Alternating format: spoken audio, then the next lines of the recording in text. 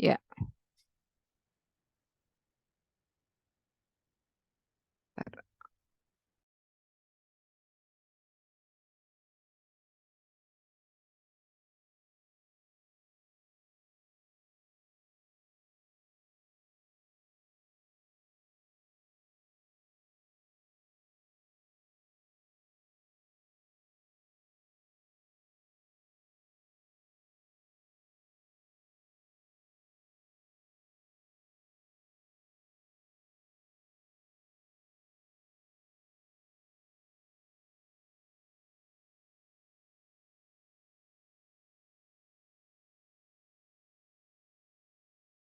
Ya, mohon maaf ada gangguan lagi. So, I think this is 3A sama RKI jadi satu, gabung. Izin menjawab, Ibu. Iya benar gabung ke 3 kelas, Ibu. 3 kelas berarti dengan B. Iya, Oh, semuanya nih. Oke, I see. I thought ini just RKI ya. Saya tadinya kaget, oh RKI kenapa nggak saya Inggrisin? Nanti saya Inggrisin dulu deh kalau untuk RKI lah itu dokumennya. Oke, I think we can start. Mudah-mudahan nggak terganggu ya. Ya. eh Bismillahirrahmanirrahim. Assalamualaikum warahmatullahi wabarakatuh. Selamat siang menjelang sore dan salam sejahtera, salam sehat untuk semua. Hari ini kita akan bahas mengenai dua gangguan keperawatan jiwa, ya, yang termasuk dalam gangguan mental, waham, dan RBD. Walaupun mungkin untuk RBD Anda tidak akan selalu mendapatkan case-nya, tetapi saya yakin fenomena ini tinggi di masyarakat, ya. Bisa kita yang RBD-nya dulu, Non? Risiko bunuh diri.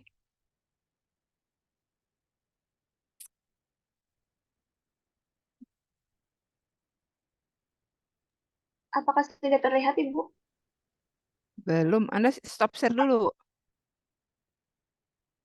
Stop share baru share lagi. Ulang.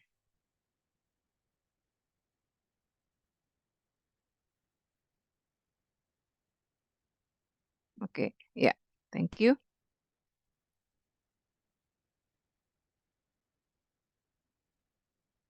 Ya, judulnya dulu, Non. Nggak apa-apa, Non. Kita akan bicara mengenai bunuh diri, ya, terutama khususnya sebetulnya kalau bunuh diri berarti sudah terjadi, ya. Kalau resiko itu adalah orang-orang yang beresiko bunuh diri. Next. Jadi, kenapa ini harus kita pelajari? Karena memang sangat tinggi angkanya, ya. Ini bukan angka Indonesia. Saya tadi lagi cari angka Indonesianya susah, tapi ini beberapa yang saya dapatkan. Kan kalau tulisan kayaknya bosan ya. Jadi ternyata angka bunuh diri itu tinggi juga di mahasiswa. Jadi Anda yang mahasiswa hati-hati karena memang pada saat mahasiswa itu stresnya juga cukup tinggi ya. Dengan usia krisis, kemudian eh, stresnya banyak, secara perkembangan juga sedang terjadi perubahan sehingga untuk orang yang memang mekanisme copingnya tidak efektif itu akan mudah terjerumus pada situasi depresi. Ini ngomong-ngomong teman-temannya on cam atau off cam nih? Bentar saya buka dulu.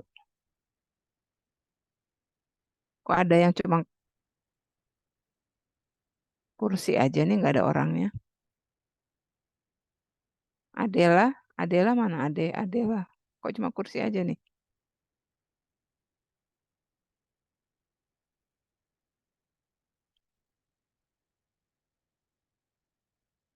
Ya silakan off dan on cam tapi bergantian nggak lama-lama ya.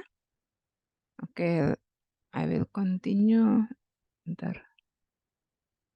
Ya, ini adalah fenomena atau data yang berkaitan dengan kejadian bunuh diri. Kenapa ini penting? Karena sekarang nowadays angkanya itu the average, the account of the commit suicide people is increase. Ya, jadi sudah banyak penelitian berkaitan dengan bunuh diri dan kebanyakan hasil penelitian itu didapatnya dari bunuh diri atau resiko bunuh diri atau ide bunuh diri pada teenager.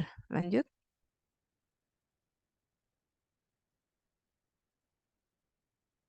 Ini definisi mengenai, bunuh diri.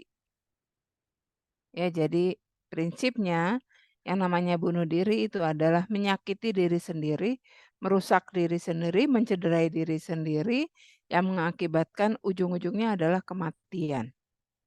Dan bunuh diri atau ide bunuh diri ini sebetulnya merupakan salah satu mekanisme coping, ya strategi atau cara seseorang untuk menghadapi masalahnya dengan cara menyelesaikan hidupnya. Padahal bunuh diri itu bukan solusi.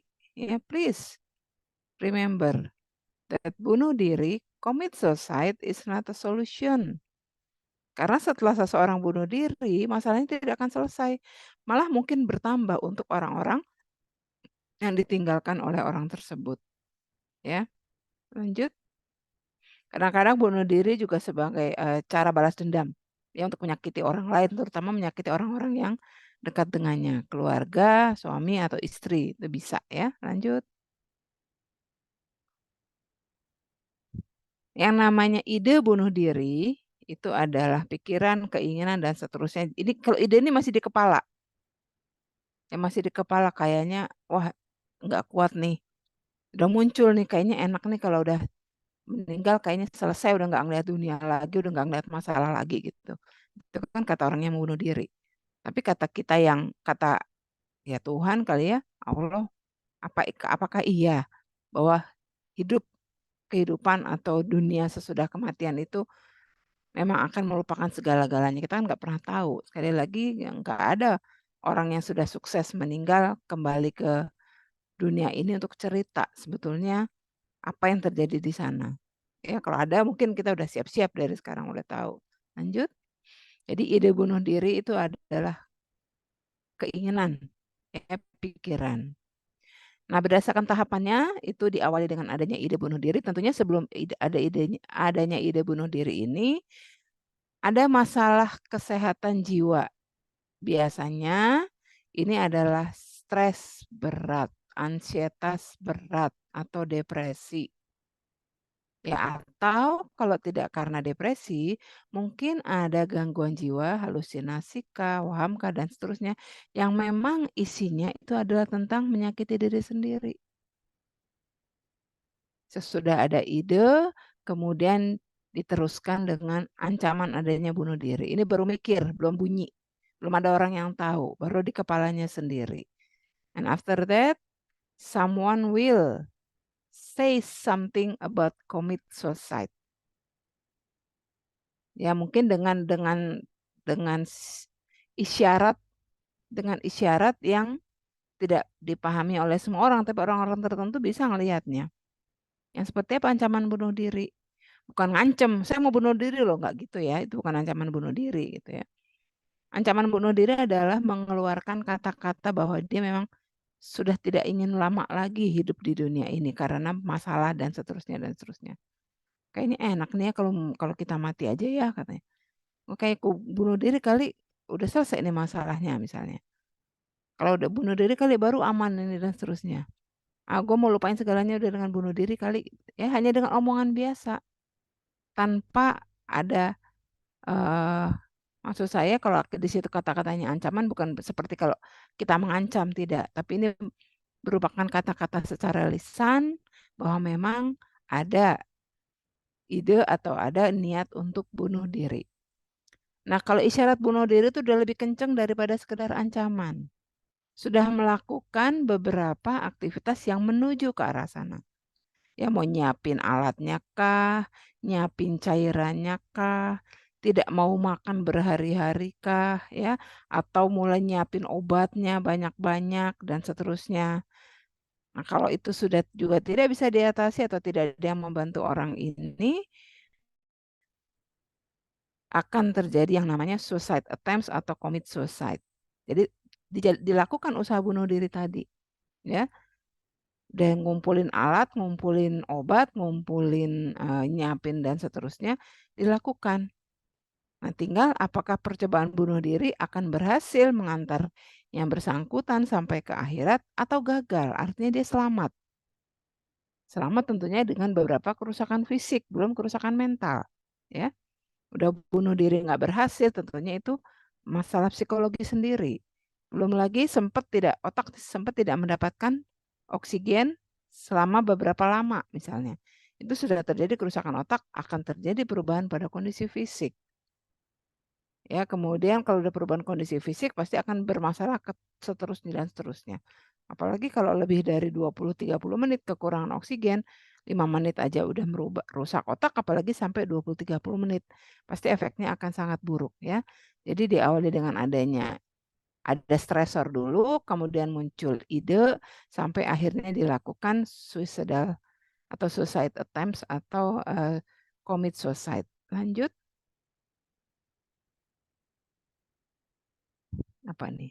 Nah, ini beberapa jenis bunuh diri, ya. Ada yang egoistic suicide, ini macam-macam. Ini kalau menurut salah satu ahli atau peneliti tentang fenomena bunuh diri. Ada yang altruistik, tapi intinya kalau dilihat dari apa penyebab dari keempat ini sebenarnya ke arah ketidakmampuan mengatasi stresor, larinya menjadi depresi. Ya kalau sudah depresi udah nggak bisa mikir yang lain kecuali masalahnya itu doang, terus masalah itu menjadi menguasai pikirannya, akhirnya sudah tidak punya cara lain selain meninggalkan dunia, ya. Ini contohnya egoistik ini mungkin karena terlalu tinggi standar hidupnya, ya, keinginannya terlalu tinggi. Mungkin peran orang-orang mengharap orang-orang di sekelilingnya mengharapkan orang ini berperan atau mencapai tahap yang setinggi apa gitu, sehingga orangnya sendiri merasa tidak mampu dan seterusnya. Altruistik ini adalah ya biasa ini. Ini adalah cara mengatasi, stres yang tidak tidak apa ya, tidak efektif, terutama ini juga karena memang tuntutan dari masyarakat ya. Kemudian anomik ini juga dilihat dari, yang berkaitan dengan ekonomi. Itu bunuh diri karena ekonomi. Ini contoh-contohnya juga, ada. Kemudian bunuh diri fatalisme ini adalah, depresi. Depresi berat, ini sebenarnya semuanya juga depresi sama depresi berat. Tapi ini ada fatalisme itu artinya dia memilih alat yang memang fatal. Seperti, senjata, ya, pistol. Kalau pistol itu kan pasti cepet, beda dengan racun serangga. Nah, kalau racun serangga tuh biasanya antara ingin bunuh diri beneran sama enggak, konflik atau memang dia stres antara ingin bunuh diri atau tidak, itu biasanya bahan yang disiapkan itu bukan bahan yang fatal, tapi kalau fatalisme ini biasanya alat yang dipakai memang alat yang fatal. Dia pilih potong nadi, dia pilih menjatuhkan diri dari lantai sekian, ya kalau lantai cuma lantai 1 atau lantai 2 aja, enggak, tapi dia menjatuhkan diri dari lantai 5, 6, 7, 12 gitu. Nah itu fatal itu, ya. Atau dari tebing yang tinggi yang biasanya banyak dilakukan oleh orang-orang di Asia Timur. Lanjut.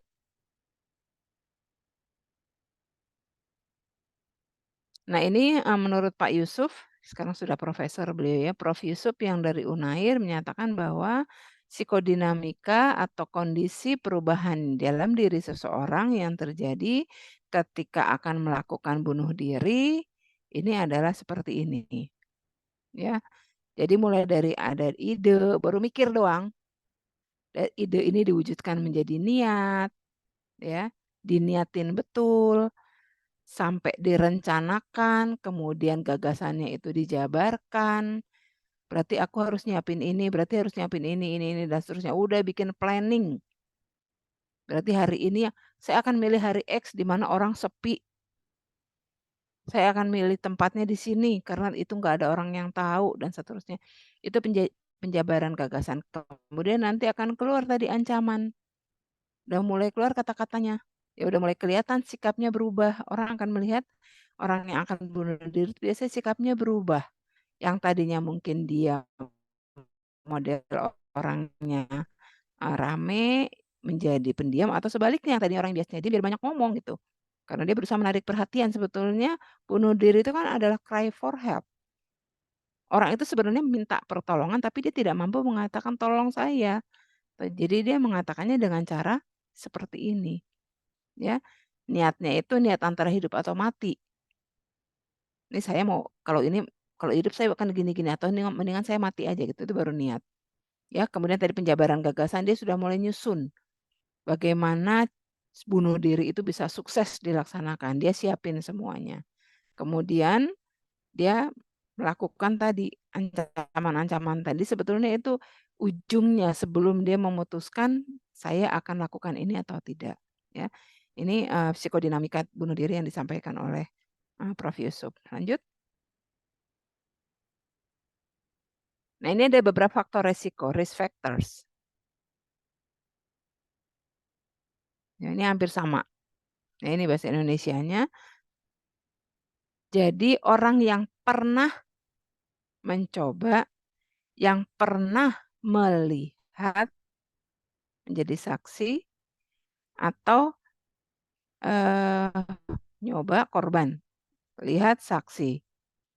Nyoba langsung ya pelaku, melihat saksi atau korban. Kalau korban dibunuh diri nggak ada, berarti hanya 2 ya, hanya saksi sama kalau dia adalah pelaku. Itu namanya previous suicide attempts. Jadi melihat orang lain melakukan bunuh diri atau diri sendiri mencoba bunuh diri itu beresiko untuk melakukannya kembali atau melakukan upaya bunuh diri. Kemudian penggunaan obat-obat, substance abuse, ya menggunakan nafza, kemudian mungkin obat-obatan lain yang sifatnya adalah, narkotika. Itu untuk kesenangan atau untuk mekanisme coping sesaat, tetapi efeknya adalah akan memperburuk kondisi hormonal dan kondisi neurotransmitter di dalam tubuhnya. Sehingga akan keluar ide-ide bunuh diri atau upaya-upaya menyakiti diri sendiri. Apalagi kalau pasiennya halusinasi di kupingnya keluar suara untuk menyakiti diri sendiri, itu sangat resiko. Jadi harus hati-hati ketika kita bertemu dengan orang yang seperti ini. Physical disability or physical illness. Ya, jadi penyakit yang lama ini banyak loh sekarang. Ya, kemarin saja waktu Covid yang udah beberapa orang lansia yang sudah bunuh diri karena Covid. Ya, kemudian berapa orang juga banyak loh yang bunuh diri pada saat Covid itu bunuh diri karena mereka harus isolasi. Ya, udah nggak punya uang, diisolasi, udah pikirannya kemerungsung, nggak jelas ya, stresnya langsung tinggi. Atau interaksinya atau hubungan sosialnya rusak. Ya. Ini losing a friend ini sama, ini saksi ya. Ini saksi, kalau ini tadi pelaku. Previous suicide attempts itu pelaku, kalau losing friend or, family member to suicide ini adalah saksi. Kemudian, bullying. Ini untuk orang-orang yang sering dibully, ya, korbannya biasanya yang lebih sering, punya ide bunuh diri, karena merasa underdog, merasa udah nggak mungkin lagi bisa melebihi atau dia bisa mengatasi bully yang dialaminya. Jadi hati-hati ya, kita harus lihat korban bullying ini akan seperti apa. Penyakit mental, mental health condition, kemudian ini juga berkaitan dengan interaksi, death family member or death of close friends. Ya, ini, interaksi atau hubungan sosial yang terputus, baik itu bertahap maupun, mendadak atau langsung, suddenly. Kemudian access to harmful means, ini sering diejek. Ya kalau tadi bullying behavior, ini korban termasuk korban kekerasan fisik, kekerasan seksual dan seterusnya itu di-bullying. Kemudian ini akses ke harmful means ini, dengan, eee, harmful itu yang merusak. Ya jadi dia mungkin punya akses atau dia punya kontak dengan situasi-situasi yang mudah, merusak kondisi kejiwaannya. Misalnya, dia anggota geng tertentu, ya, bisa itu membuat dia menjadi tidak bisa lepas dari geng tersebut, atau tidak diizinkan lepas dan seterusnya. Akhirnya dia memutuskan untuk, commit suicide supaya selesai masalahnya, misalnya, ya. Harmful means maksudnya itu. Kemudian relationship, terutama ini yang berkaitan dengan hubungan antar pasangan. Suami istri misalnya, atau masih pacaran dan seterusnya. Itu juga cukup besar menyebabkan seseorang punya ide untuk bunuh diri. Lanjut. Nah, ini yang perlu kita ketahui atau gejala-gejala yang perilaku yang bisa kita lihat dari seseorang yang sudah pada fase mungkin mengancam bunuh diri. Kalau sudah membicarakan tentang bunuh diri berarti sudah ada ancaman, ya. Kemudian banyak menyalahkan diri sendiri, kemudian gimana caranya, supaya orang tersebut itu tidak, "Udahlah nggak bisa ngapa-ngapain, nggak usah," gitu, ya. Kemudian, mungkin relationship-nya atau interaksinya juga semakin berkurang, kemudian mulai dengan merusak diri, ya tadi alkohol berlebih, overdosis obat-obatan dan seterusnya, kemudian terlihat perilakunya mulai berubah, mungkin nggak bisa tidur ya atau kelihatan tidur dari pagi sampai sore, nggak bangun-bangun. Ya, itu juga bisa merupakan salah satu tanda dan gejala. Kalau itu terjadi di luar kebiasaan atau tidak ada penyebab, ya kita harus hati-hati. Kemudian mengatur segala hal untuk yang ditinggalkan ini kayaknya udah nyiapin. Ini besok ini, dia sudah prepare mau ngapain gitu. Ya kita kan nggak tahu ya namanya usia umur kita sampai mana, kalau tiba-tiba besok saya meninggal gimana. Nah itu untuk orang-orang yang punya masalah dan menyampaikan itu harus hati-hati. Ya, kalau dia nggak punya masalah mungkin nggak akan bermakna. Tapi kalau kita tahu bahwa dia punya masalah, dia ngomong seperti itu harus hati-hati. Ya.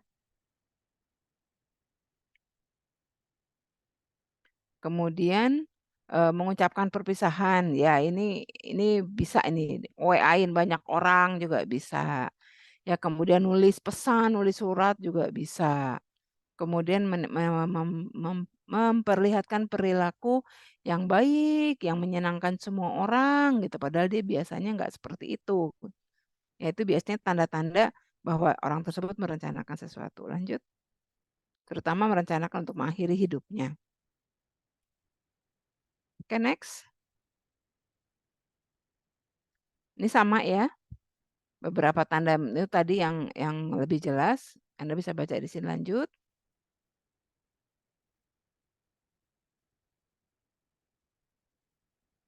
Nah, ini adalah rentang respon. Kalau tadi psikodinamikanya, ini perilaku seseorang yang menunjukkan upaya atau ide atau ancaman bunuh diri, ini bisa dilihat dari rentang ini. Jadi seseorang yang punya mekanisme coping-nya tidak efektif ya, kurang efektif, itu biasanya akan sangat mudah mengalami kecemasan atau stres. Nah, orang-orang tertentu itu walaupun kita memang selama ini selalu berada pada satu rentang ini, tapi orang-orang dengan kecenderungan yang tidak punya mekanisme coping yang efektif tadi, itu akan lebih cenderung untuk punya perilaku yang, menyakiti dirinya sendiri, ya.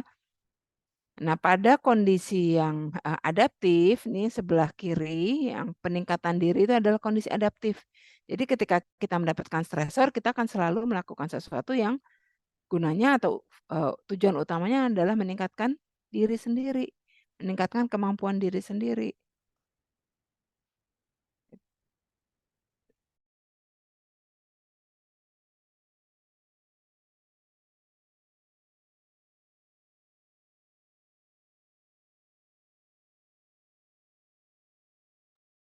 Ya, jadi peningkatan diri itu maksudnya nanti di bawah sini ada ya, berikutnya itu ada penjelasannya, tapi nanti Anda bisa baca. Ya, jadi peningkatan diri itu balik lagi ke atas Rena, oke. Jadi peningkatan diri itu adalah orang yang menjadi punya hal positif atau punya sesuatu yang dipelajari, dirinya meningkat karena sesudah mengalami stres, ya. Nah, kalau dia tidak efektif pada tahap awal, akan terjadi resiko. Resiko untuk terjadinya masalah psikososial. Ya, misalnya dengan satu cara ternyata nggak bisa berhasil. Udah dicoba ini tapi dia masih stres juga, masih nggak bisa tidur juga, itu berarti peningkatan berisiko. Karena sudah terjadi, masalah kondisi-kondisi yang mengarah kepada terjadinya masalah psikososial. Kemudian kalau yang peningkatan beresiko ini tidak diatasi, dia akan bergeser menjadi perilaku destruktif, tidak langsung. Artinya tidak langsung menyakiti dirinya. Misalkan untuk orang yang sakit, udah nggak mau minum obat, ya orang sakit kronis ini sudah tidak mau minum obat lagi, atau menolak makan berhari-hari, ya, atau dia melakukan hal-hal lain yang sifatnya merusak dirinya sendiri. Kemudian pencederaan diri ini lebih tinggi atau lebih levelnya lebih ke arah mendekati commit suicide karena ini sudah ada menyakiti diri sendiri. Ya walaupun belum ada usaha mematikan diri sendiri, tapi melukai lebih daripada destruktif tidak langsung itu udah kelihatan.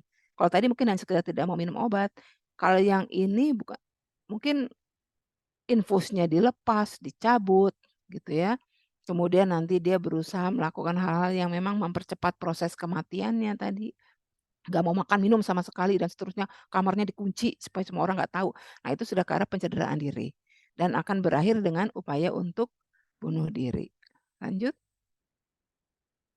lanjut lagi? Ya. Nah ini adalah penilaian risiko bunuh diri atau melukai diri sendiri. Ya istilahnya RUFA. RUFA saya lupa kepanjangannya tuh ya, kita seringnya pakai RUFA memang, ya. Nah jadi RUFA ini nggak kelihatan. Ya, jadi, penilaian resiko yang RUFA ini yang bisa kita pakai. Nah ini beberapa rumah sakit mereka melakukan atau memodifikasi, tapi prinsipnya adalah nanti ujungnya akan ada skor. Jadi ketika nanti kita ketemu dengan pasien misalkan di gawat darurat, atau di rumah sakit, umum yang banyak banyak masalah psikososial, itu nanti kita isi, kita lingkari mana bagian yang memang harus dilingkari. Sesudah itu kita buat skor, dari skor itu akan kelihatan kalau skornya berapa dia resiko bunuh diri, kalau resikonya berapa dia masih sedang, resikonya berapa dia berat, dan resiko berapa dia masih rendah. Kalau sudah rendah itu sudah harus di-warning. Ya, apalagi sedang. Rendah aja itu sudah harus di-warning, harus dilihat, harus didampingi, harus dikasih konseling dan seterusnya supaya tidak dari rendah tidak menjadi yang moderate atau sedang. Ya, lanjut. Jadi ini adalah, fokusnya atau alat pengkajian yang digunakan ketika kita ketemu dengan pasien-pasien yang memang punya upaya untuk, melukai dirinya. Nah, ini nanti kalau dapat angkanya, ya, kalau memang 10 berarti dia berat. Berarti dia ini harus 1:1. Nanti jaganya itu satu perawat jaga satu pasien. Nggak bisa satu perawat ke 5 pasien, yang satu ini resikonya tinggi terus nggak diperhatikan. Jadi harus ada perawat khusus atau orang khusus. Kalau perawatnya nggak ada, keluarganya boleh. Kalau keluarganya nggak ada, siapa yang di situ yang bisa harus menunggui orang itu 24 jam. Nggak boleh lengah, ya, karena dia punya resiko sangat tinggi. Nah, untuk yang antara 11 sampai 20 di skala Rufa itu levelnya adalah menengah atau intensif 2. Kalau di MPKP kita ngomongnya intensif, intensif 2, ya. Ini memang baru merencanakan, udah ngumpulin bahannya, udah ngumpulin alat, mungkin juga udah ngomong gitu ya, keluar kata-katanya dan seterusnya. Ini walaupun lebih rendah daripada yang intensif satu, tetapi dia tetap harus dipantau. Tetapi kalau, intensif satu itu harus 1:1. Ya, dia tidak boleh, 1 orang mengawasi lebih dari satu pasien yang risiko bunuh diri. Nah, intensif 3 ini yang sedikit lebih ringan. Ya, ini belum sampai ngumpulin alat-alat, belum sampai merencanakan dengan detail. Mungkin baru ide ya, kemudian baru ngomong. Sekali lagi kalau ada yang ngomong seperti itu sebenarnya cry for help ya, berarti dia harus dibantu. Dibantunya dengan apa? Kalau kita nggak bisa bantu nggak apa-apa, kita cariin orang yang bisa bantu dia. Karena kalau nggak nanti bisa kelewatan. Ya, lanjut.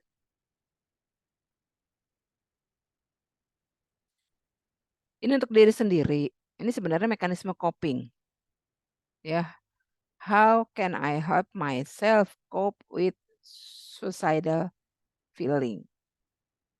Jadi ketika kita merasa terpuruk sekali sampai rasanya, nggak bisa diselamatkan atau rasanya susah atau sulit, nah itu kita harus gunakan ini.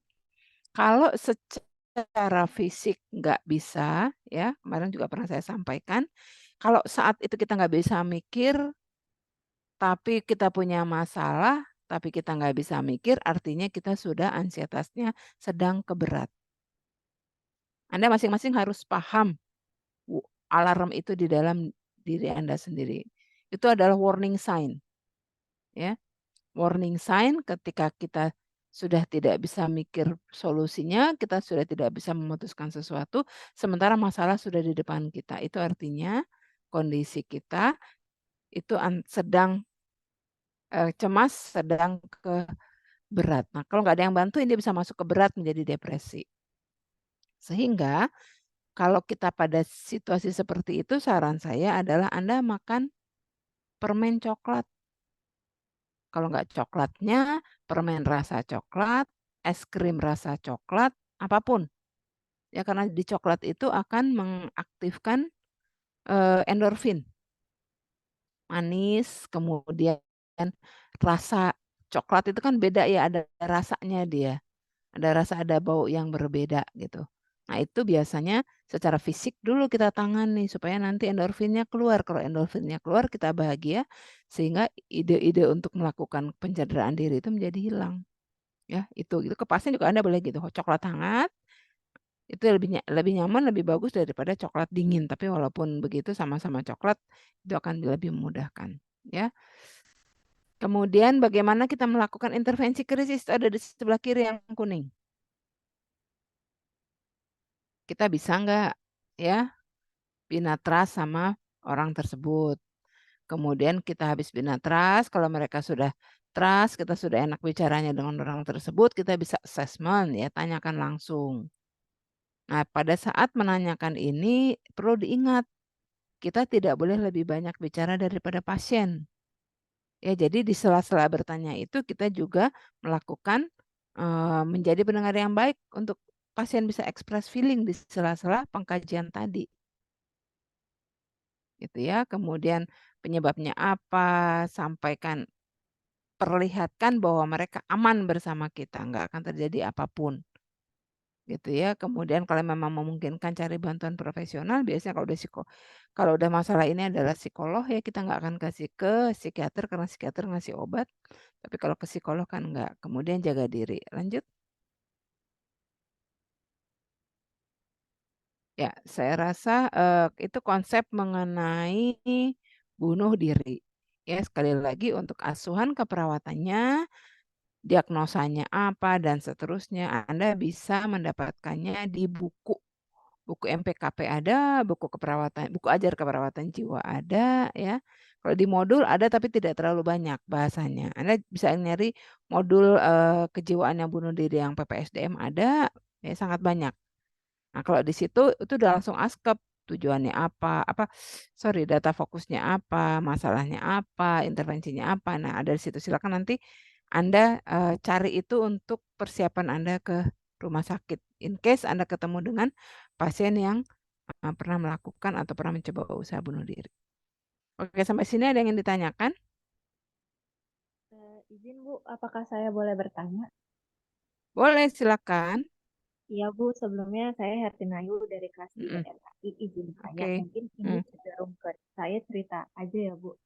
Jadi saya punya teman, dia itu kayak istilahnya apa ya Bu bilangnya, kayak dia agak stresornya ini berasal misal dari keluarganya dia gitu. Dia juga mungkin gampang stres ya? iya kayak Oke, gampang sensitif. insecure, gampang overthinking yang kayak gitu Bu. Mhm, Kadang dia mhm, tuh cerita cara orang lain ngelihat dia aja tuh dia bisa mikirin sampai 2 sampai 3 hari Bu. Cara orang mhm, ngelihat ke dia tuh dia bisa mikirin itu sampai 2 3 hari. oke. Terus kira-kira dia ini nggak sih Bu masuk ke orang-orang yang risiko soalnya dia itu kadang suka cerita kayak gini Bu. Bukan yang kayak kalau gimana ya Bu bilangnya tuh kayak dia nggak ada niat saya eh, nangkepnya dia nggak ada niat untuk bunuh diri tapi dia tuh Mhm, kayak ngomongnya kayak nanti kalau semisal gue mati gimana ya gitu yang kayak gitu Bu kayak berandai-andai jatuhnya terus mhm. dia juga suka cerita kalau semisal dia lagi stres tuh apa ya pergelangan tangannya tuh kayak dia pegangin nah menurut ibu terkait masalah itu itu kira-kira gimana ya Bu? Okay, Kasih. good question. Who who can help me to explain what is Hertinayu experience? Ada yang bisa? Mari kita saling mendiskusikan ketika ada perilaku seseorang di sekitar kita seperti itu, menurut Anda semua, coba tadi yang ke tahapan itu bunuh diri, siapa? Rena ya? Tahapan Non, di atas Non? Tahapan. Nah, kalau berdasarkan ini menurut Anda semua, teman yang disampaikan si, Hertinayu tadi ada di mana ya? Tadi sudah sampai ngomong ya Hertina ya? Iya Ibu, sudah cerita Ya, sedikit sih. oke. Siapa yang bisa? Silakan jelaskan. Kan kita diskusi di sini.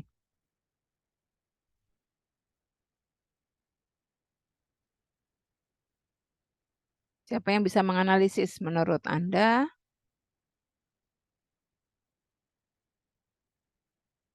Menurut Anda orang yang tadi ditemuin sama Hertina itu gimana? Silakan.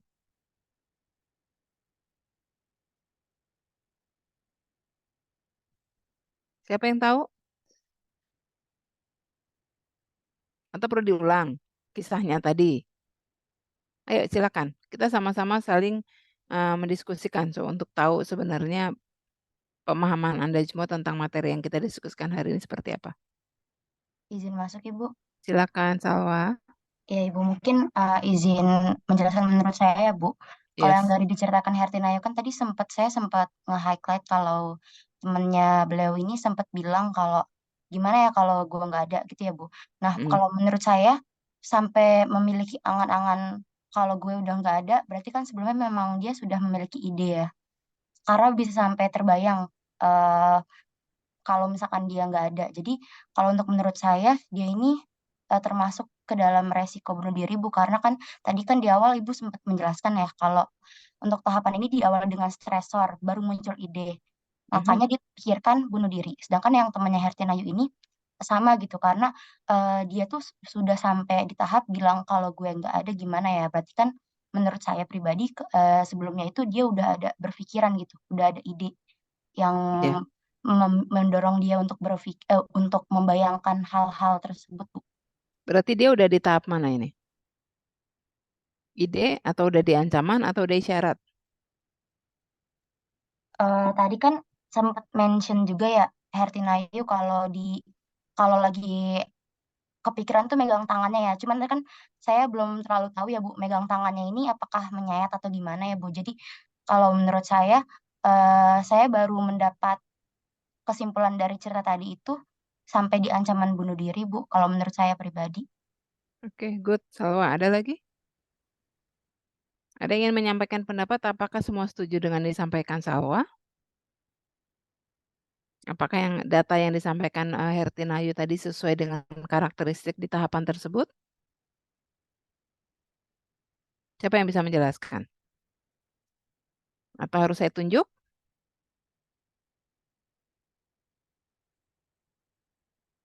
Ayo, saya tunggu paling enggak 2, karena Anda banyak nih, 3 kelas. Tadi pertanyaannya dari Hertinayu from RKI kelas ya. Sekarang silakan 3A sama 3B, ayo. Izin Ibu, Silakan 3A. Yuk, izin masuk. Saya Elsa yuk. Kumalasari. Ya, tapi sebelumnya saya izin Ibu untuk Hertinayu yang mengulang pas bagian cerita yang apa memegang tangan-tangannya tadi saya belum terlalu jelas. Boleh diulang, Nayu? Iya, izin Ibu sebelumnya. Terkait megang tangan pergelangan tangan ini, jadi kayak dia tuh misal lagi ada masalah nih ya, lagi ada masalah terus kayak stresornya tuh dari orang terdekat, misal kayak teman-temannya dia, cara teman-temannya dia ngeliatin dia, terus cara keluarganya dia berbicara dengan dia dan cara ngeliatnya juga, dia tuh kadang suka ngelus pergelangan tangan di bagian nada.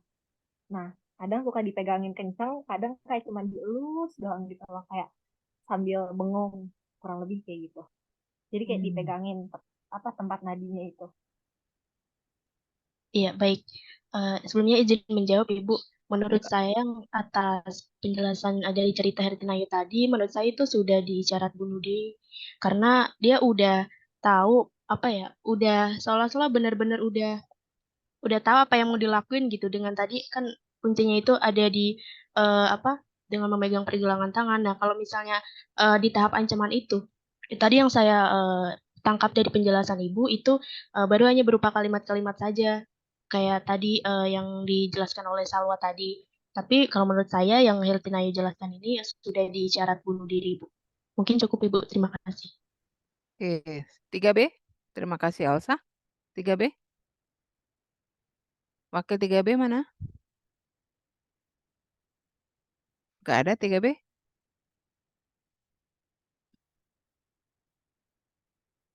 Silakan tingkat 3B. Izin menjawab Ibu. Silakan.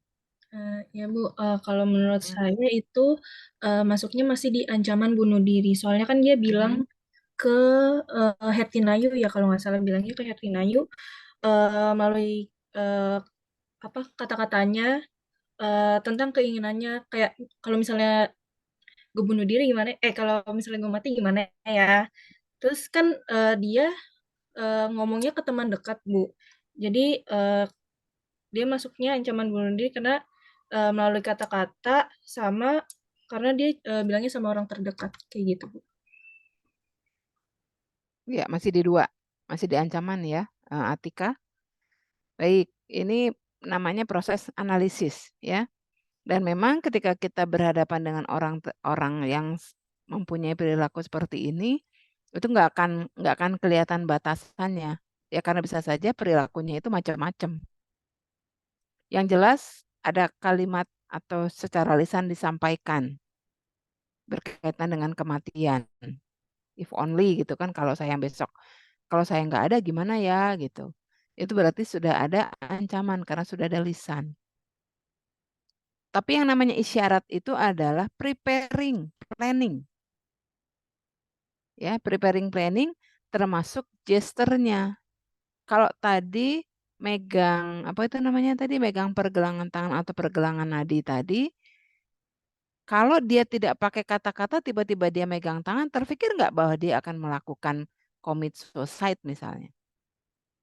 Tidak, tapi karena dia bicara langsung, wah nadi, jangan-jangan memotong nadi karena tadi ngomong mau nggak ada gitu kan. Nah ini yang harus diklarifikasi hati-hati ya, kalau perlu cari itu lain. Kenapa dia pegang tangannya? Misalnya kenapa yang dia raba-raba dipegang, dipejet-pejet itu nadinya sekedar pegang tangan atau memang nyari nadi seperti orang nyari nadi gitu. Nah itu harus dilihat betul. Ya tapi yang jelas memang di level 2. Nah di level 3-nya itu memang kalau sudah preparing. Ya misalkan dia udah beli siletnya kah dan seterusnya kah. Gitu ya kelihatan. Kemudian dia lihat-lihat, ini nadi mana yang gede ya, nadi mana yang kelihatan ya, di siku apa di pergelangan tangan ya gitu. Nah itu dari itu udah lebih jelas lagi kenapa dia nyebutnya nadi misalnya. Ada apa? Nah itu perlu kita klarifikasi ya. Dan ketika kita berhadapan dengan orang seperti ini memang bukan bukan satu interaksi yang mudah.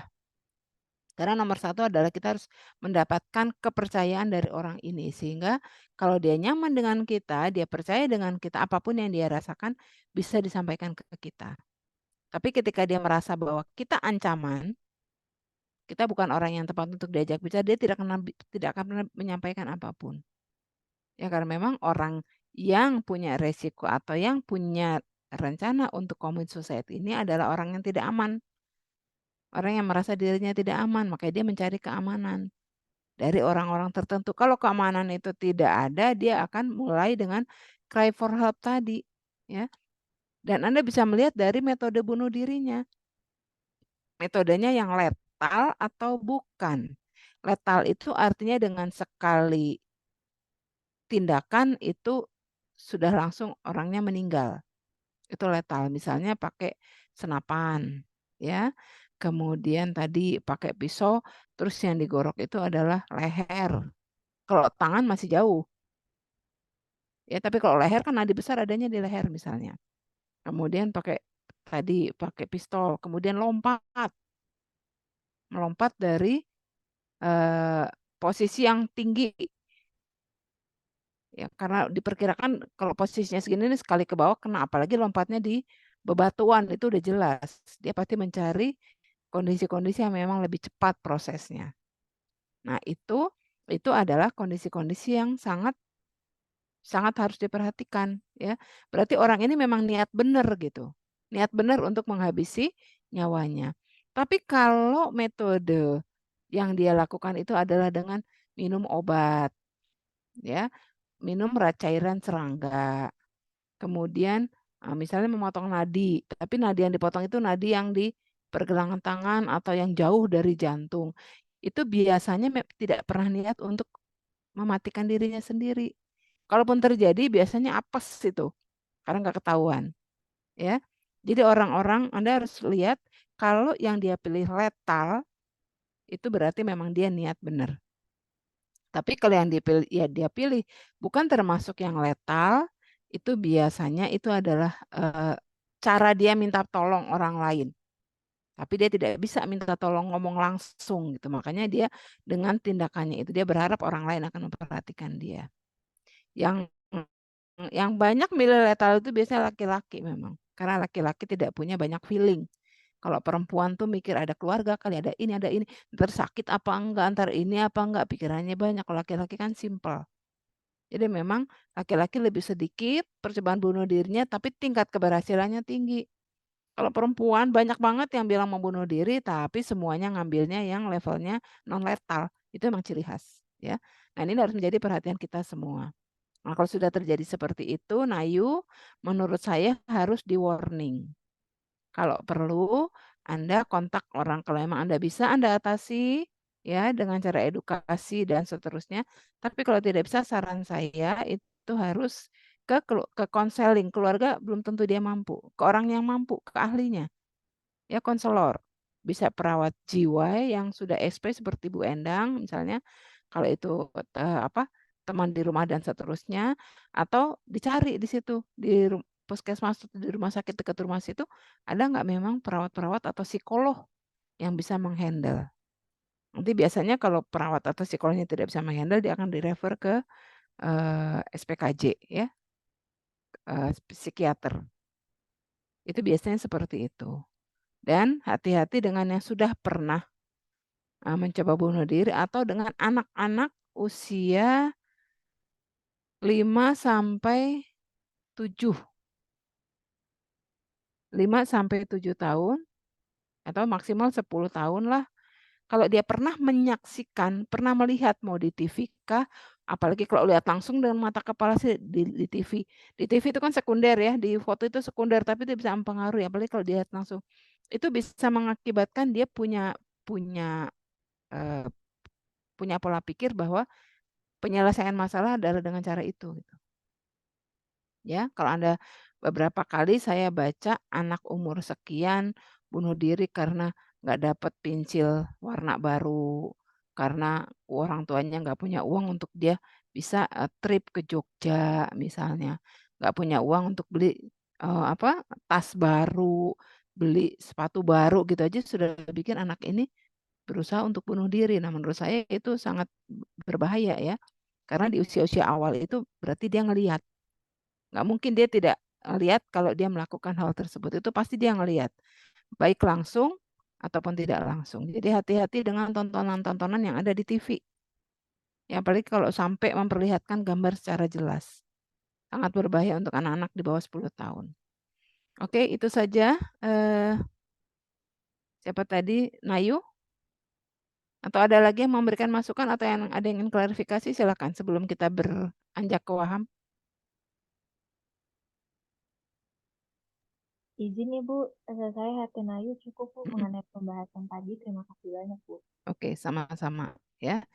Dan saya pribadi sangat berharap dengan kita belajar seperti ini, ya kita mengintrospeksi diri sendiri. Pada kondisi apa saya stres berat? Pada kondisi apa stres saya bisa dihandle?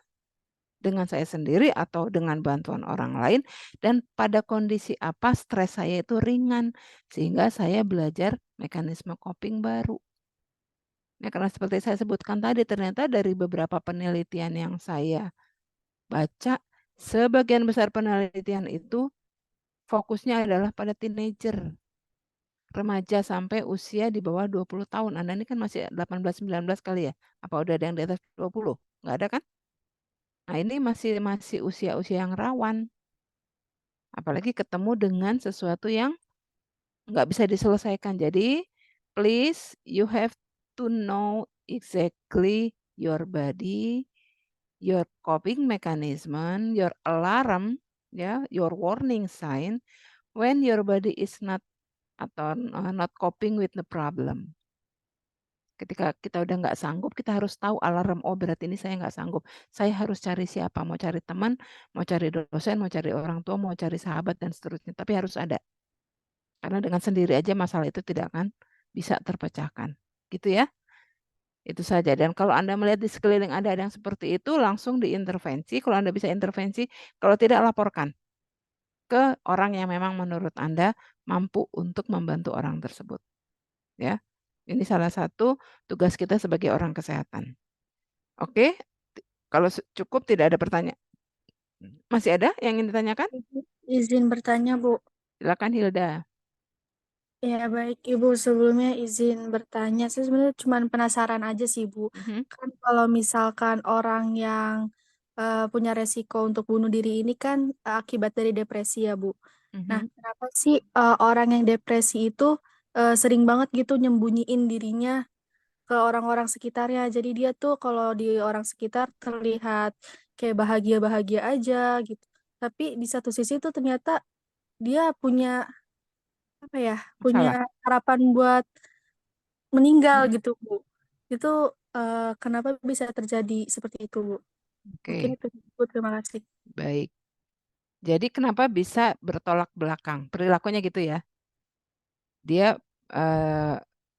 punya ide untuk bunuh diri, tetapi di luar ke orang lain dia memperlihatkan dia senang-senang saja. Itu artinya belum ada gini loh.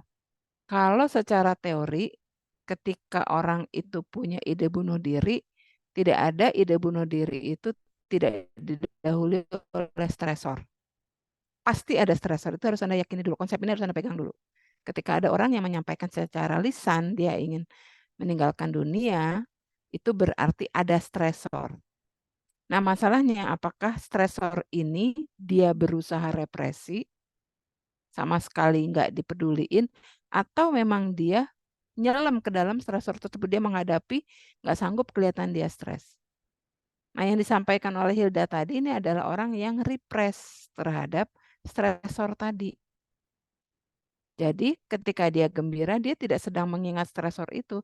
Tapi ketika suatu saat dia menghadapi stresor itu, dia akan memperlihatkan sikap seperti tadi misalnya.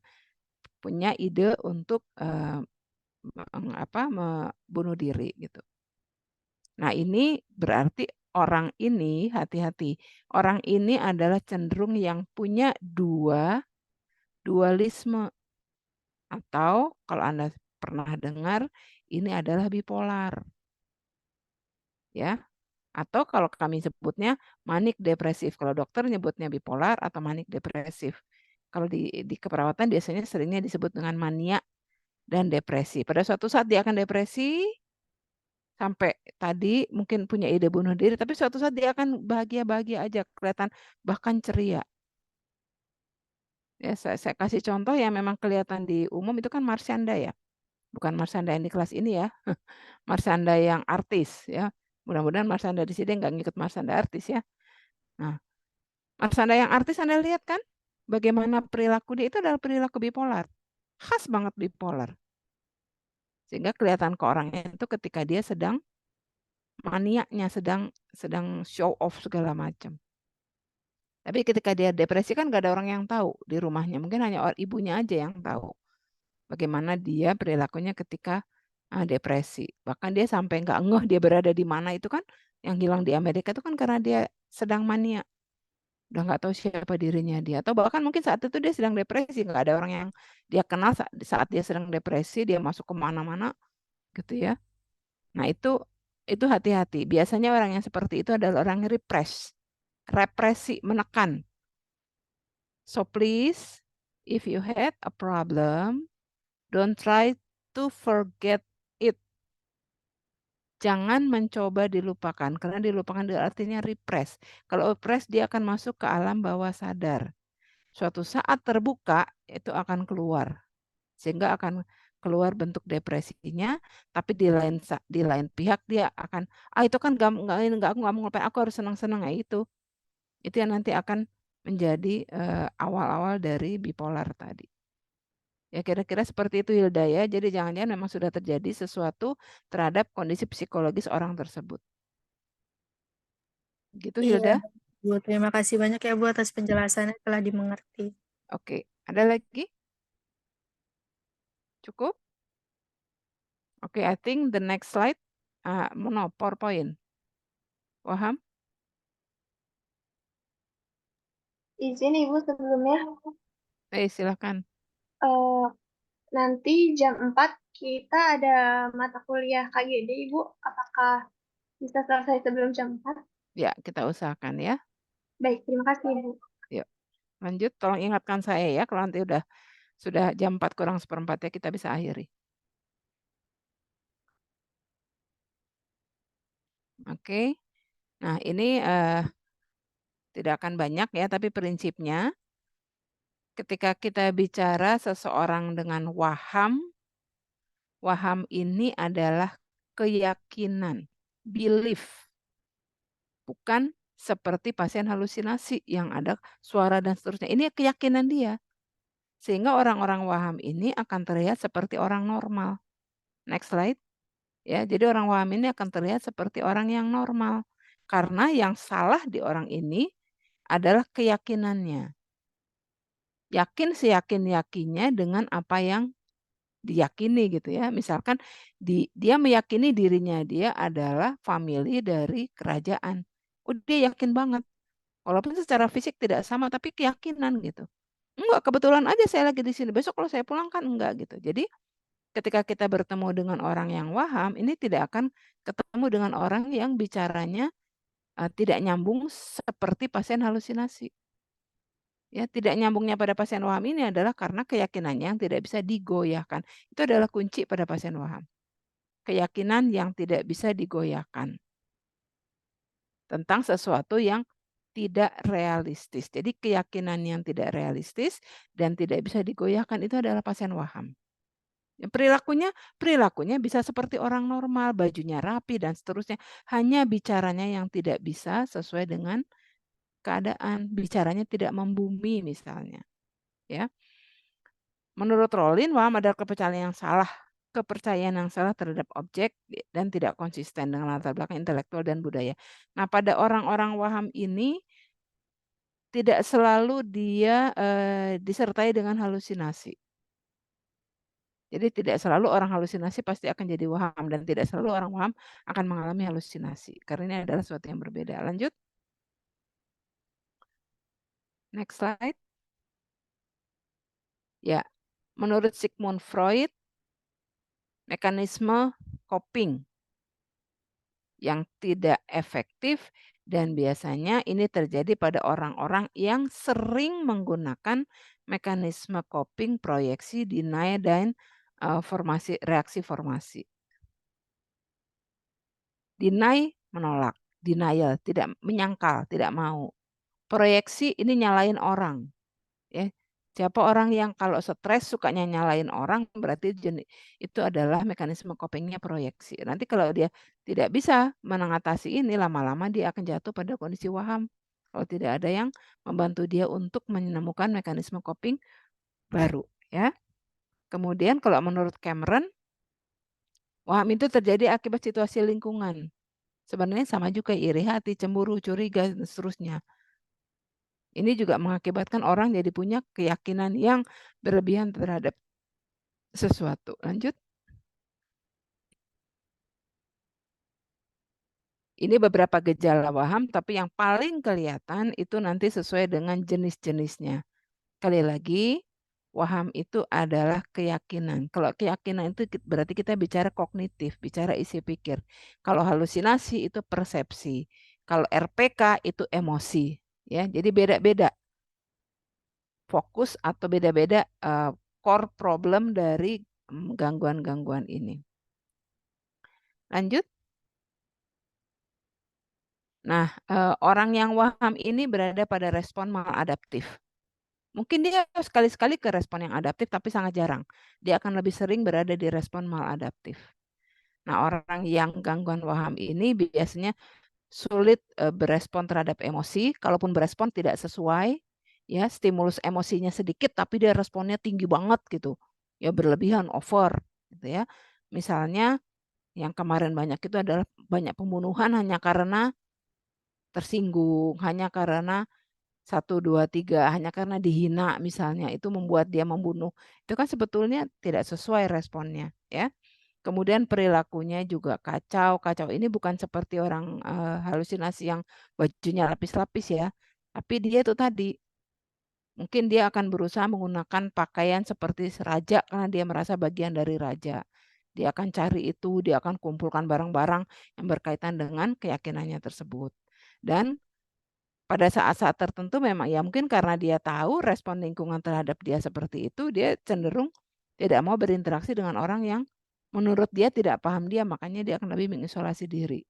Jadi isolasi sosial pada pasien waham ini tidak sama dengan isolasi sosial pada pasien ISOS, pada pasien yang menarik diri. Ya. Ini adalah karena dia merasa tidak selevel, makanya dia tidak mau gabung, atau dia merasa orang lain tidak akan paham dirinya. Nah, itu ciri khas waham. Lanjut.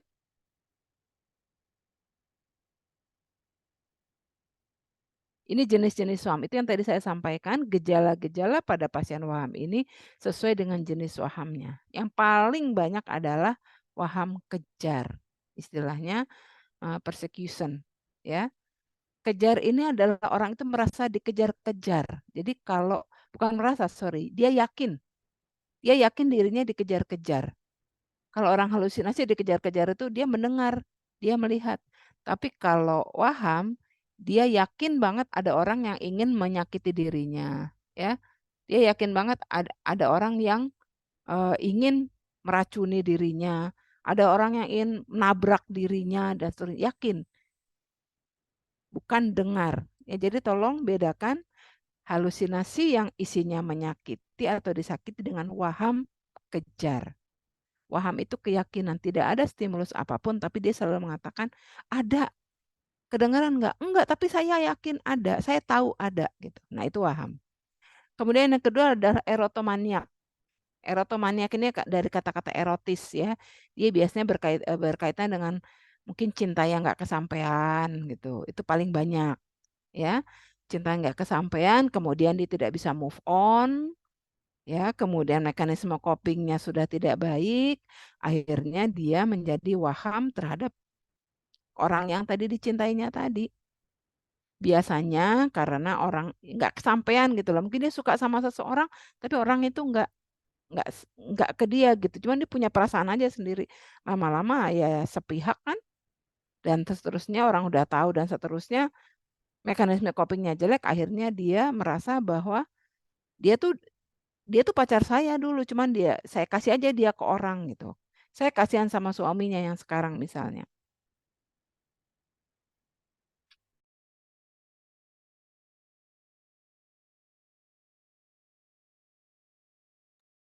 Ya, itu waham erotomania atau erotis kalau kita ingin waham yang berkaitan dengan erotis.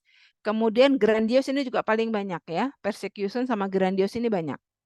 Ya, kalau yang erotomanik ini jarang, nggak banyak.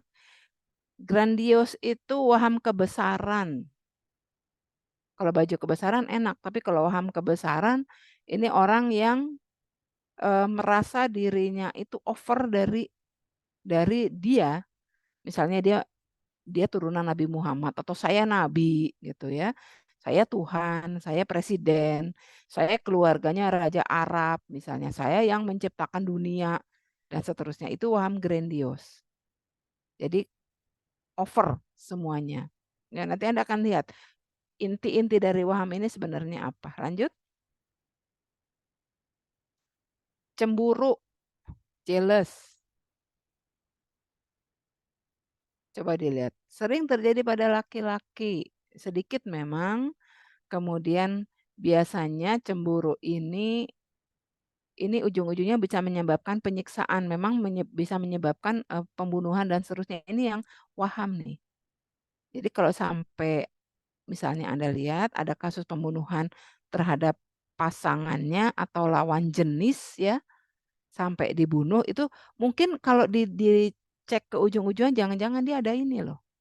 Ada waham jealous ini. Ya, kenapa dia sampai cemburu sama mantan istri yang sudah menikah lagi dengan orang lain misalnya. Dia tidak bisa menerima itu. Apakah karena dia tersinggung dia bunuh itu atau memang karena dia tidak boleh ada orang yang bisa memiliki orang tersebut. Nah, kalau itu berarti larinya ke waham jealous. Ya, jealous type. Kemudian waham somatik ini biasanya bisa juga ini waham nihilistik. Waham somatik atau waham nihilistik. Dia merasa dirinya sudah meninggal atau dia merasa dirinya sakit. Yakin? No, not just feeling, tapi yakin. Ada kok nih, ini jantung saya udah bengkak banget, lihat aja napas saya udah ngap-ngapan gitu. Tapi kalau diperiksa semuanya normal gitu. Mungkin diawali dengan psikosomatik, tapi karena psikosomatiknya nggak diatasi, mekanisme copingnya sudah inefektif, lama-lama menjadi waham somatik atau waham nihilistik. Suster saya itu udah meninggal nih yang ngomong arwah saya ya, bukan badan saya gitu. Nah itu waham nihilistik. Menihilkan, dia menganggap dirinya sudah tidak ada di dunia. Mungkin dia memang pengen tidak ada gitu ya. Cuma takut dan seterusnya mungkin akhirnya keluarnya dalam bentuk waham. Kemudian kalau mix ini banyak. Memang macam-macam. Ada yang waham kebesaran gabung dengan waham nihilistik juga bisa ya. Ada jealous dengan waham kebesaran juga bisa ya. Lanjut. Yang terakhir adalah ini sama nih. Hancur atau dia sendiri selamat. Dan terakhir adalah waham dosa. Ini juga banyak ini. Ya, Anda nanti akan ketemu mohon maaf bukan ke arah satu agama, tapi memang banyak sekali pasien gangguan jiwa yang waham dosa ini biasanya sesudah dia mengikuti kegiatan pengajian atau pesantren. Kemampuan dia untuk menginternalisasi ilmu yang didapat itu yang tidak kuat. Ya. Jadi dia merasa, waduh berarti kemarin saya dosa dong. Oh berarti yang dosa saya lakukan, oh berarti selama ini dosa saya udah banyak. Yang dipikir yang dosanya. Nggak mikir ke depan kita masih bisa memperbaiki diri. Misalkan Tuhan itu kan maha pemaaf dan seterusnya gitu ya. Jadi waham dosa ini biasanya meyakinkan diri bahwa dia punya dosa dan biasanya akan diikuti dengan menyakiti diri sendiri sampai bisa bunuh diri. Bunuh dirinya bukan karena bunuh diri yang tadi, tapi bunuh dirinya karena yakin bahwa dia banyak dosa. Makin gua hidup, makin saya hidup, makin banyak dosa saya lebih baik saya meninggal gitu. Ya, ada yang punya keyakinan. Dulu saya pernah punya pasien di Grogol. Jadi setiap kali terluka jatuh itu nanti dosa saya bisa berkurang karena dosa saya udah banyak banget jadi saya harus lebih sering jatuh. Jadi dia selalu menjatuhkan diri. Setiap kali nggak ada yang ngelihat dia akan menjatuhkan diri dari bangku ke bawah benjol-benjol ya. Tapi nggak sampai commit suicide hanya gitu menjatuhkan diri, menjedotkan diri dan seterusnya. Tapi kan lama-lama bisa bermasalah kalau terus-terus jedot diri ya. Itu dari waham dosa itu. Lanjut. Nah, ini adalah gambaran klinisnya. Moodnya seperti ini, persepsinya dan seterusnya. Kemudian yang perlu Anda bedakan bahwa waham ini tidak selalu dia penampilannya tidak baik. Ya. Bahkan banyak yang penampilannya oke. Nanti ketemu pasien wahaman juga Anda ketemu di sana ada pasien yang dosen, ada yang lulusan S3, ada yang CEO mana, itu banyak yang waham. Nah, mereka penampilannya sangat rapi dan bersih. Beda dengan pasien-pasien schizofren lain. Lanjut.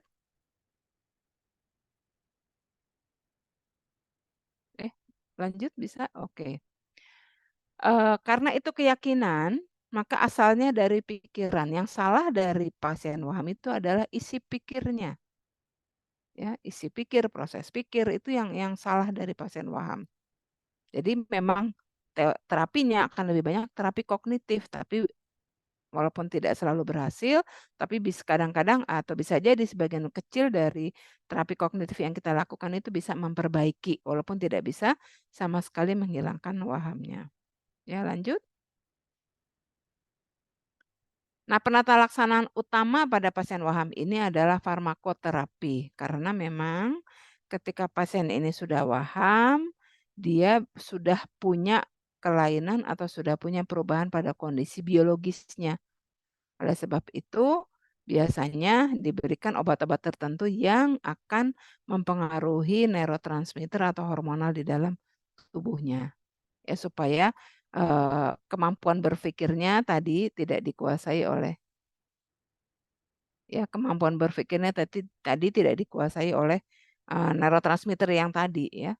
Karena neurotransmitter itu bisa membuat seseorang menjadi punya perubahan pola pikir. Ya. Kemudian karena ini adalah merupakan salah satu bentuk ansietas. Oh tadi lupa ya di dinamikanya ya. Ini merupakan salah satu bentuk ansietas, maka yang dilakukan terapi yang diberikan biasanya antidepresan atau anti ansietas. Ya. Tadi saya lupa psikodinamika waham ada nggak? Nggak ada ya?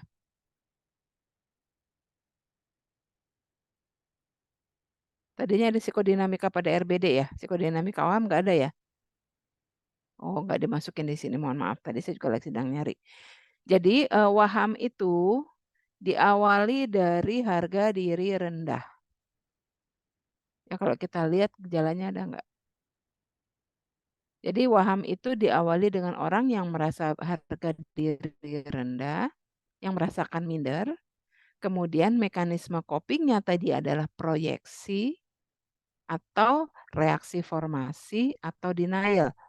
Ya, tidak mau dia pada kondisi tidak mau pada kondisi miskin, tidak mau pada kondisi punya kekurangan di dirinya, tidak mau pada kondisi dia tidak termasuk bagus di akademiknya gitu. Makanya kemarin kan saya minta supaya Anda pahami who am I, ya, pakai Johari Window supaya kita paham aspek positif dan negatifnya yang orang lain tahu dan kita tahu dan seterusnya. Nah, dari HDR tadi karena mekanisme copingnya 3 tadi dan terus-menerus digunakan akhirnya menjadi pola pikir. Perubahannya pada pola pikir akibat HDR. Nah, orang waham ini ciri khasnya adalah dia akan keluar wahamnya ketika merasakan ancaman. Jadi wahamnya itu sebenarnya mekanisme coping dia untuk mengatasi kecemasan.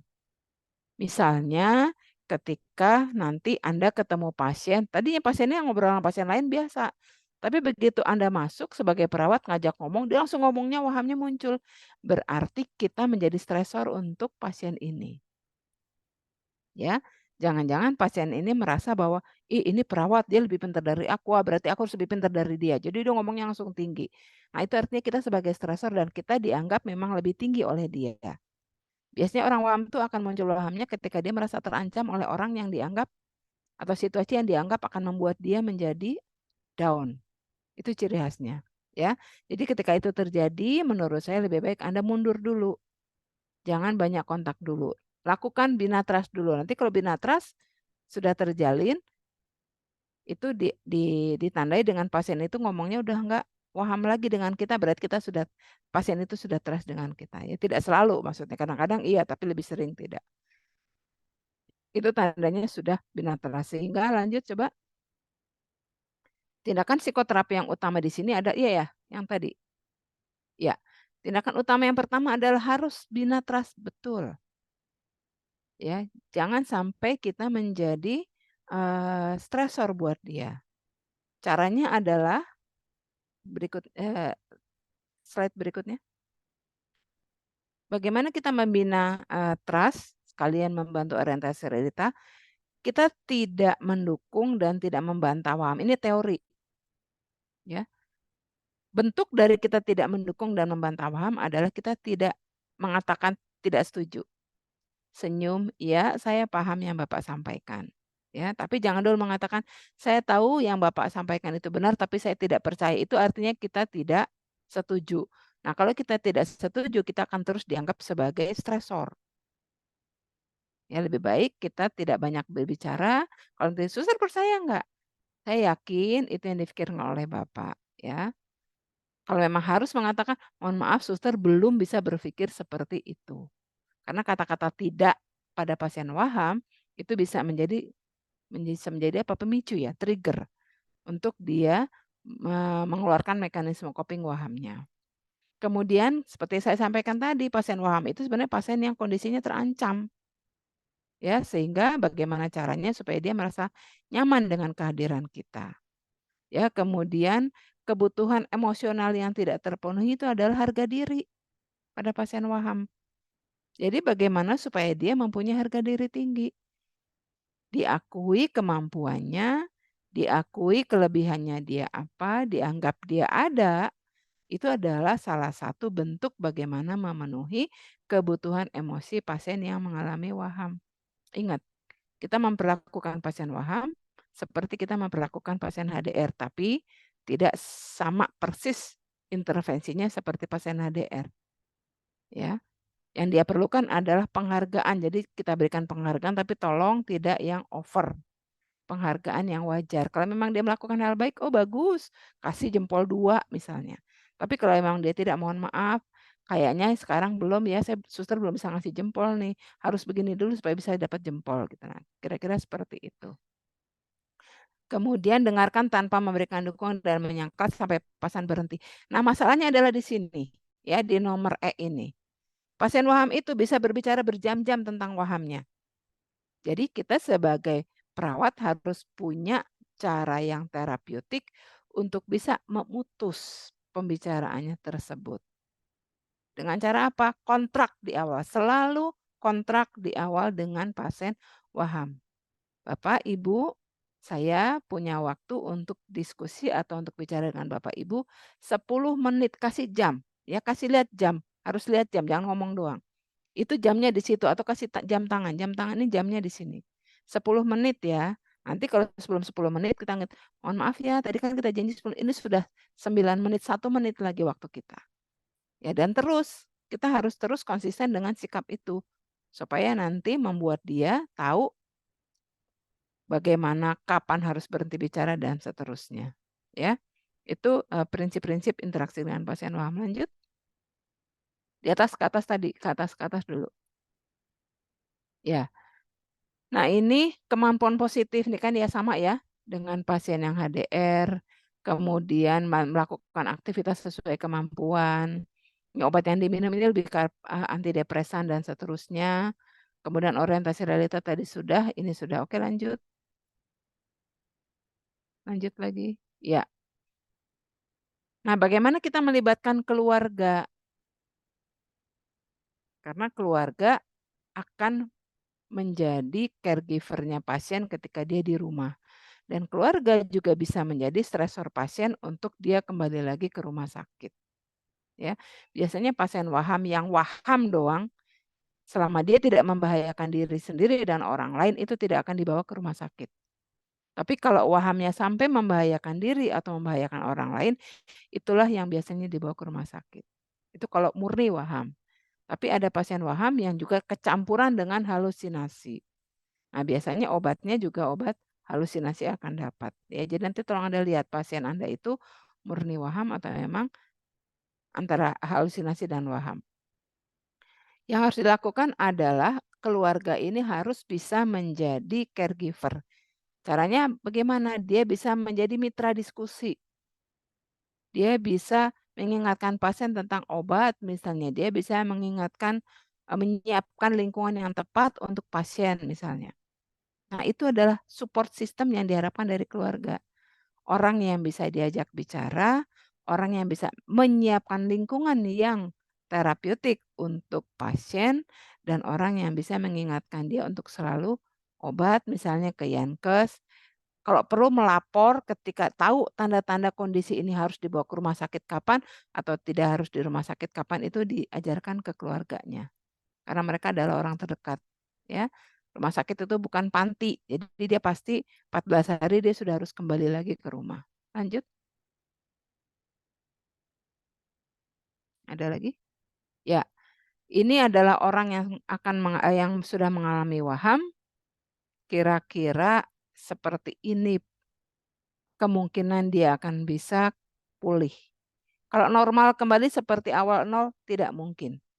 Pasti ada, kalau stroke ada gejala sisa, waham juga pada gangguan jiwa juga biasanya ada gejala sisa. Karena waham ini kan merupakan mekanisme coping sebetulnya. Jadi ketika dia stres, dia bentuknya adalah itu, sehingga harus diajarkan mekanisme coping lain ketika dia stres supaya tidak muncul waham ketika dia stres. Sebenarnya kuncinya itu. Ya, ini 25 yang akan terus tidak akan pernah sehat lagi karena dia sudah terbaur, sudah diikuti juga dengan halusinasi. Kemudian 20 bisa berkurang menjadi semakin baik.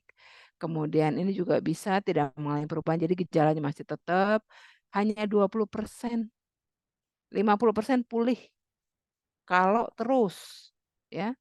Atau 20% bisa menurun. Jadi hanya antara 50-20% ini. Yang sisanya itu biasanya ya memang akan bertahan karena sudah terjadi sesuatu. Ya jadi ada pasien waham, mohon maaf kalau kita lihat cara bicara Presiden Trump ya. Presiden Amerika yang kemarin, Presiden Trump itu kan kalau bicara high, tinggi dan seterusnya itu membumi atau tidak itu bisa loh. Jadi salah satu cikal bakal walaupun beliau belum mengalami waham. Tapi bisa. Karena perilakunya yang seperti itu, terus-menerus konsisten bicaranya seperti itu biasanya. Lanjut, udah selesai belum? Kayaknya udah ya. Coba lihat. Oke, ya.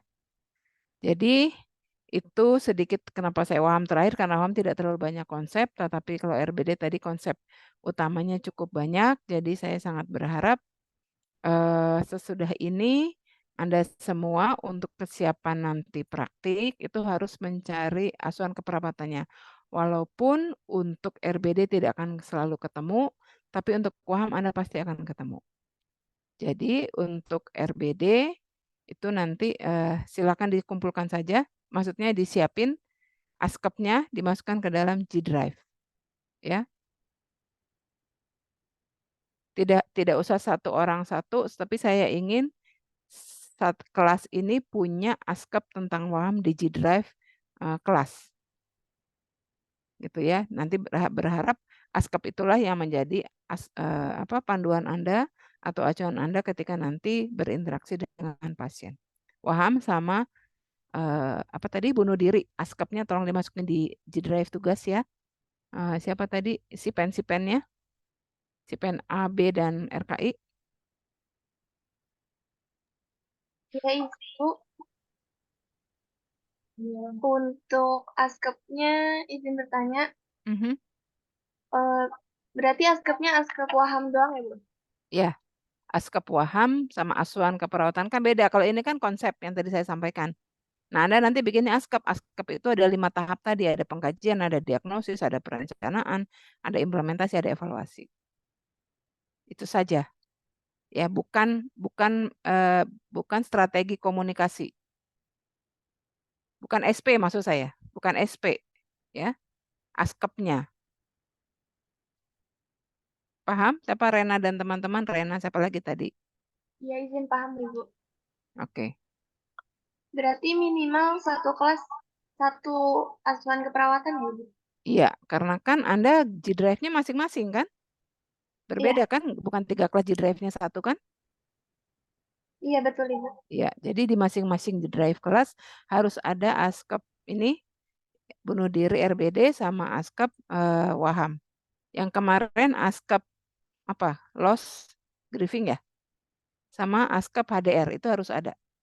HDR situasional ya. Yang kemarin itu kita bicaranya HDR-nya HDR situasional.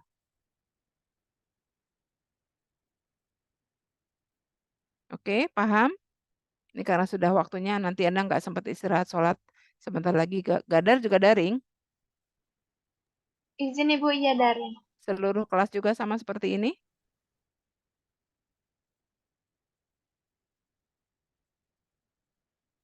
Atau cuma satu kelas atau 2 kelas?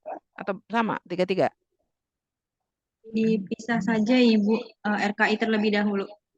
Oh, pisah. Oke, kalau gitu. Oh, apa ini daftar? Enggak, saya tadi nanya Anda gadarnya 3 kelas bareng sama seperti ini atau enggak? Izin Ibu untuk gadar digabung 3 kelas. Oh, sama, oke. Ya, kalau gitu mohon maaf, tolong satu slide yang ada judulnya ya. Satu slide ada judulnya, kemudian berikutnya adalah yang galeri ya, untuk itunya screenshotnya.